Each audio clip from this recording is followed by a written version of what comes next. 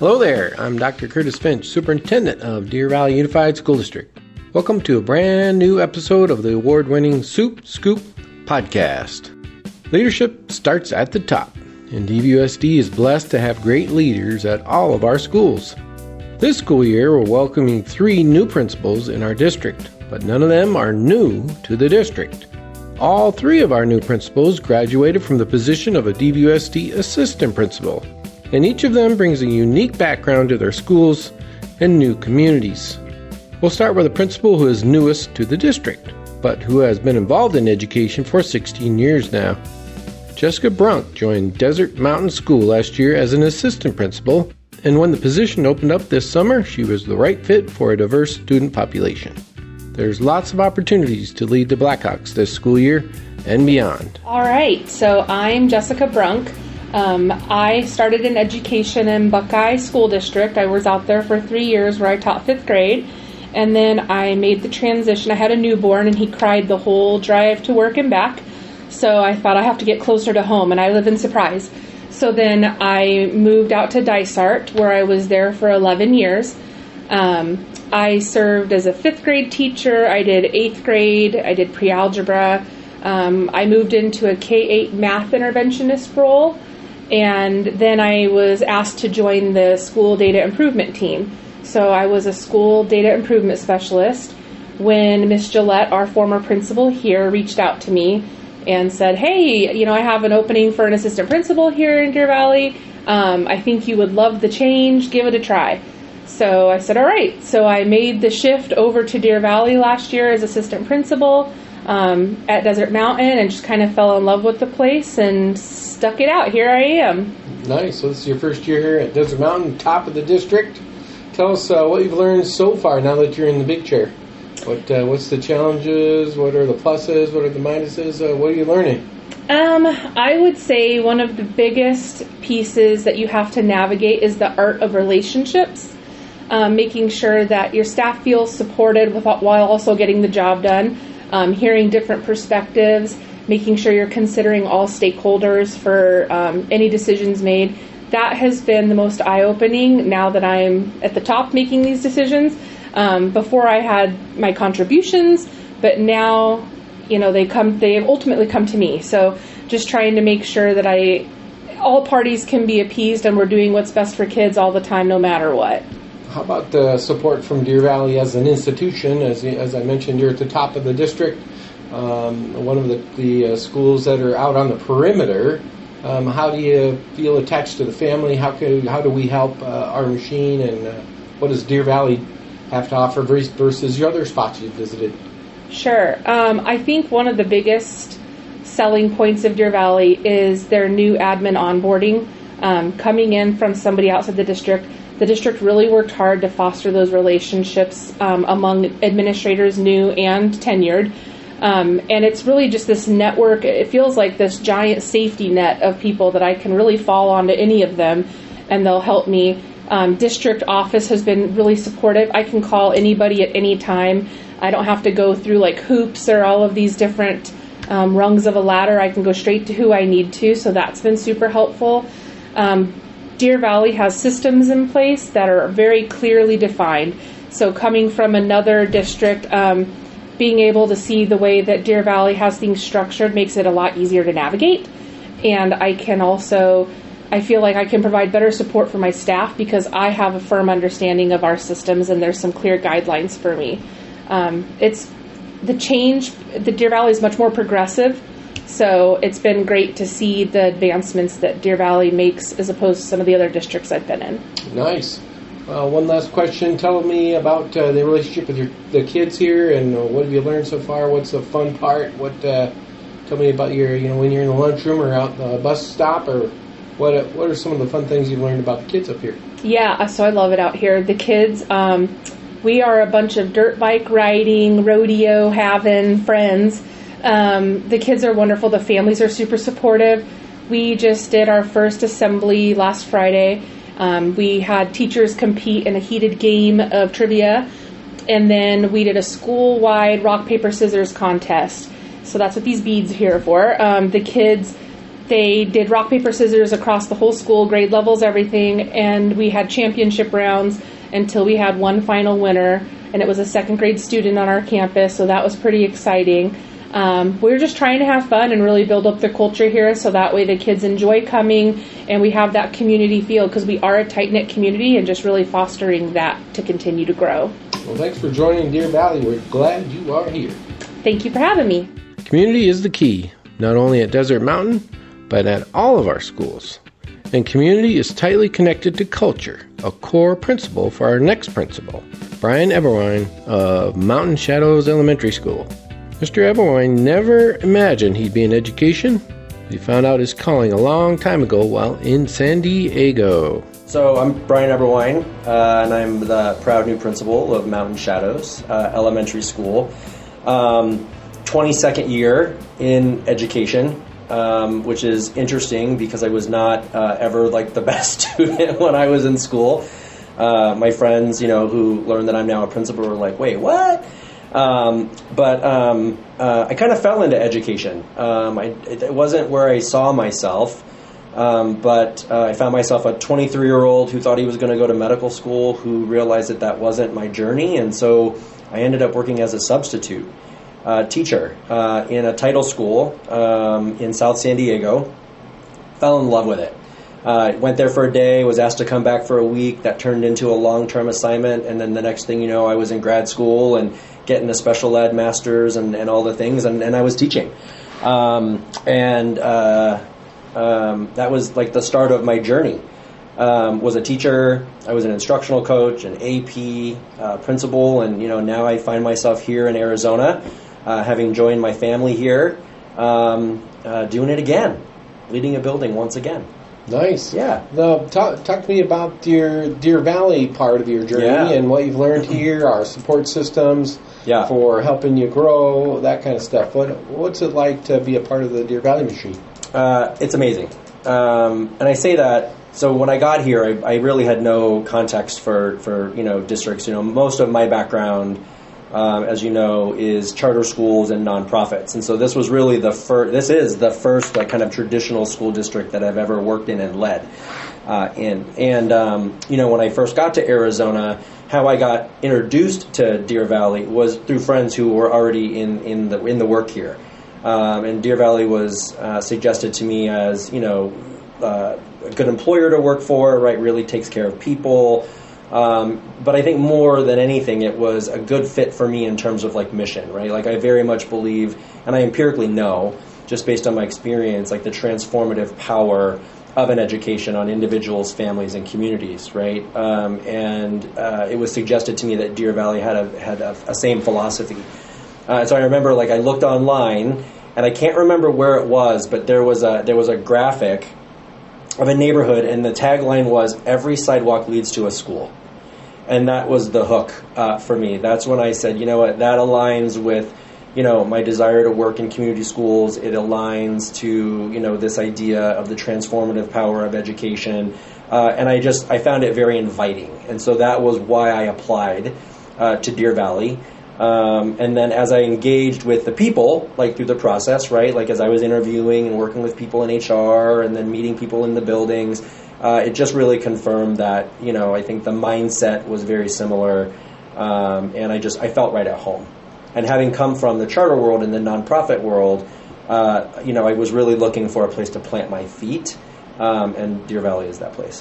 Talk to me a little bit about the life as the principal versus the AP. What's the differences? What are you learning here at Mountain Shadows now that you're in the big chair? Yeah, I think the biggest difference, having started as an assistant principal, really is the scope of work and this idea of like building while flying. I think it was easier to build and fly at the same time when I was an AP than it is as a principal. Like the scope of work is bigger, the portfolio is bigger, and I'm the last stop, right? Like I'm the decision maker in a lot of things with my team, of course, but I'm just. How I spend my time is a little bit different, and I think the big thing is I'm in a phase where I'm learning and I'm asking lots and lots and lots of questions and engaging people. Right, I'm really super fortunate right now to be surrounded by a team of people who have been in the school for a long time. My AP, or my dean rather, Miss Yanez, has been tremendous. She's got a lot of institutional knowledge. She's really lifting me up, my office staff. And then, as you know, at Mountain Shadows, right, teachers are leaders here. And so I've got, a team of teachers who are also really owning the work and helping to lift me up to make sure that, as I am learning, while I'm also accountable for, building while flying the plane, that I'm successful, and I'm very grateful for that. Your reputation precedes you on your connection with kids. Yes, sir. Tell me a little bit about what makes you unique in that zone. I honestly, I think part of it is just my gift, right? If I'm thinking about and I'm leveraging the 7 habits, right, of highly effective people that, Mountain Shadows, it really is ingrained in our culture. That 8th habit is really about, discovering, what your kind of innate talents are and what your gifts are. And I think part of it is that. I think I just, I'm readily able to connect with people in general. I think the other part of it is that I make it a point, right? I think I model for folks being open. I model being approachable. I like to have fun. You can be silly with me, and I think people see that, they're attracted to that, and it makes it okay to engage. So those things aligned with, or in combination with, making it a priority to know people on a deep level, because we're in the people business, we do people work, is part of the recipe for success there. Culture eats everything else for breakfast. It really does. It really does. I mean, like I said, we're in the people business, and we have to prioritize our people's success and their wellness, and their achievements overall. And I think when you do that, and you leave yourself open to it, people will come to you. Nice. I agree. The culture is important in Deer Valley, and we're excited about what you're going to do here at Mountain Shadows. Yeah, and I can't wait. You're obviously a seasoned veteran now, so we're looking forward to great things in Mountain Shadows. Awesome. Keep up the great work. Thank you, man. Appreciate it. What drives culture and community? Being connected. Our last new principal is definitely one who connects with her students. She's had some excellent training along the way to her current school, Sonoran Foothills. Samantha Colangelo shares her journey with us and why you better brush up on your basketball skills when you connect with her. Samantha Colangelo, proud principal at Sonoran Foothills, embarking on year 1 of principalship here at Sonoran Foothills, and couldn't have landed at a better spot. My journey with Deer Valley, this is year 5 for me. And year 14 total in education. I started at Esperanza as a dean of students, and then shuffled into assistant principal at Diamond Canyon, that's just up in Anthem for the last 3 years, and then Sonoran Foothills is now the new home. Prior to that, classroom teaching experience was very primary based, kindergarten, 1st and 2nd grade, all Title I. Teaching experience, and in that time frame went to get my master's. I thought I was always going to be a kindergarten teacher. I didn't think I would leave that classroom. You go into it and you're like, this is my home, this is where I'm going to be for 30 years, and then I just got that niche and passion, and kind of what you referred to, someone tapped me on my shoulder and saw something in me that I didn't necessarily see at the time, but wanted to make a impact outside of just the 4 walls of my classroom. And so got my master's in educational leadership, and knew I needed to deepen my tool belt and with just having primary experience. And so I was an instructional coach for kindergarten through 8th grade, and that really laid that foundation of vertical articulation and understanding middle school world, because it's very different than our primary. And then after I did that, I wanted to settle home into the district that wouldn't just be my home for my career, but also for my kids. And so now have a kindergartner going through the Deer Valley school system. And so my passion has been sparked even more, right, to collaborate with administrators and peers so that we're doing things best for kids, but also my own kids. Talk a little bit about, you mentioned someone tapped you on your shoulder. Yes. And saw leadership. Talk a little bit about our leadership program that we have designed here, taught by our own folks, our mentorships, and maybe talk a little bit about the impact it had on you as you grew as a leader. Great question. You'll find, Deer Valley's strategic plan always starts with excellence, right? And they really mean that in terms of pouring in and supporting. And I'm going to jump day one here. I'll never forget my first day as principal because our campus lost power.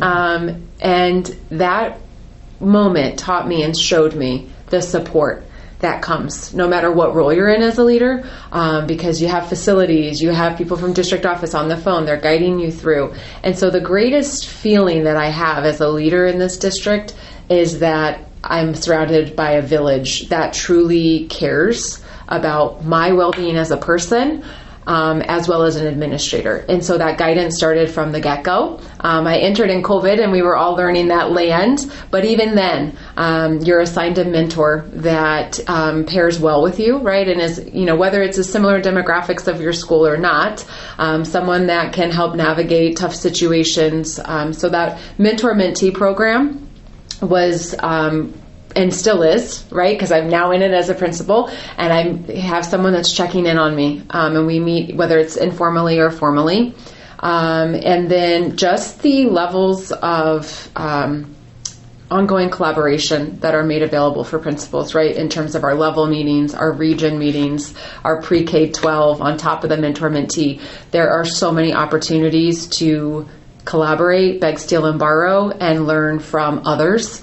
And you need that in this profession, and you need that in this role to where hey, we're not alone, and you can ask questions. And anyone at district office picks up the phone to answer those questions, as well as principals or assistant principals. And as an assistant principal, I came from the Boulder Creek region, and it's a very collaborative, cohesive group. Assistant principals are welcomed into that environment along with principals, and so you're getting to see the lay of the land of a principal versus, sometimes having it separated. So that was great learning, and then just training, ongoing professional development, right? So Deer Valley has done an amazing job looking at our strategic plan and really just picking our 3 or 4 as administrators, and then finding that, whether it's through Solution Tree, and bringing in those people to really help guide our work. And then anytime we come in those meetings that I mentioned, it's just coming back to that. And so it's narrowing in on that focus. Last question. Tell me a little bit about, you came from the Diamond Canyon School. Mm-hmm. I'm assuming the kids are similar, that they're similar to what's here. What have you noticed different or unique about the kids here at this school, and maybe your connection with them or getting to know them? Or have you noticed they're similar or different or same? Or what can you know about the 2 different schools? You have 2 different experiences. I think there's always similarities and differences, right? Every family and every community brings their story. Something that I have loved from the get-go here with our kids is I'm at the gate every morning with my music, and we're high-fiving and we're fist-pumping and how you doing, and we're getting ready for our sports. But the warm welcome that I have received has been something I didn't anticipate here as a principal. It's like, Mrs. Colangelo, and they're learning who I am, and they're giving me hugs and high fives, and they're asking where I'm coming from and if I have kids. And so similar in that at Diamond Canyon, right, where these kids truly want to get to know you as a person, not just as the principal of their school, but love to see you out and about. A way I connect with kids, and you'll find pictures, I'm sure they've been on the social media post at Diamond Canyon and will soon to come here at Sonoran Foothills, but one way I connect is I get out there with the kids. And I am still undefeated. We'll see. I've let our Bobcats know that, but I'm still undefeated in a game of horse on the basketball courts. So we'll see about that. But just getting out there and connecting with them, throwing a football, shooting hoops, swinging with our primary kids really allows me to connect and get to know their stories. And it's that warm welcome that you get in the community, which is very similar to what I feel.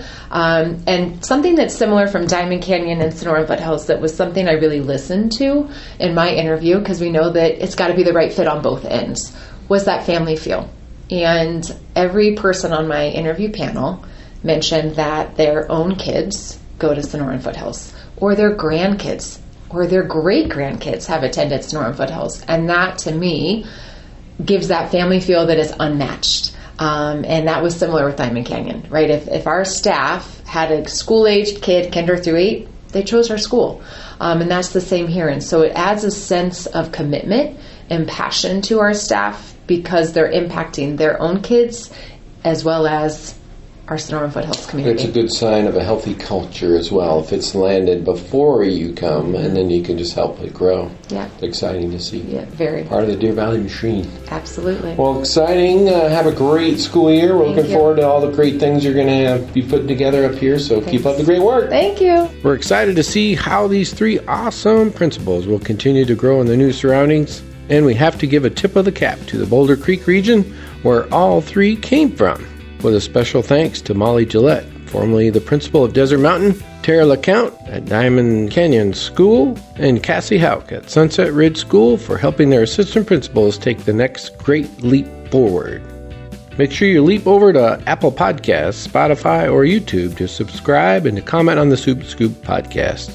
You can listen to new episodes and previous episodes on those apps, or at dvusd.org/SupeScoop. I'm Dr. Curtis Finch, and you're all caught up on everything happening at DVUSD with the Supe Scoop podcast.